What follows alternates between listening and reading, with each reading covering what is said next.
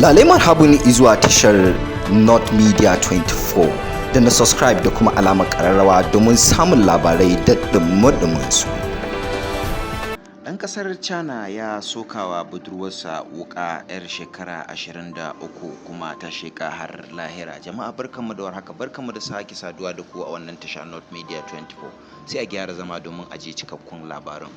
Ɗan ƙasar China ya sokawa budurwarsa mai shekara 23 wuƙa inda ta sheƙa har lahira, wacce take a zaune a kwatas ɗin Jambulo na ƙaramar hukumar Kumbotso a jihar Kano.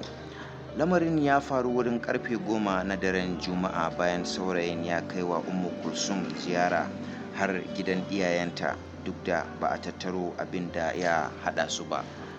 Ɗan uwar mamaciyar, inda ya yi ƙoƙari ya kasance kuma ɗan ƙasa na gari, wanda shi ya hana 'yan unguwa su ƙaddamarwa shi ɗan China hukunci, inda ya ƙwace shi tare da miƙa shi a hannun 'yan sanda.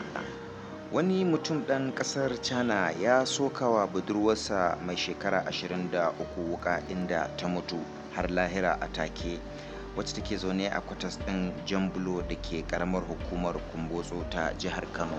Lamarin ya faru ne wajen ƙarfe 10 na daren Juma'a bayan wanda ake zargin ya kai wa budurwarsa mai suna Ummu Kulsum Sani ziyara a gidan iyayenta da ke kusa da ofishin National Environmental Standard and Regulation Enforcement Agency.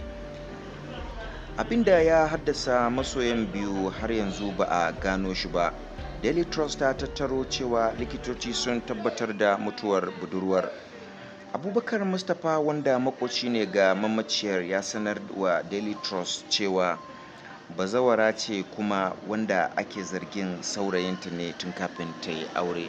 Lamarin ya aku misalin karfe 10 na daren Juma'a. Makashin saurayinta ne tun kafin ta yi aure, kuma har yanzu da bata da aure suna tare, amma Allah masani ba a san abin da ya haddasa wannan al'amari ba. To jama'a, duka nan muka kawo ƙarshen wannan labarai namu. Ku kasance da North Media 24 sai wani lokacin in Allah ya kai mu. A huta lafiya.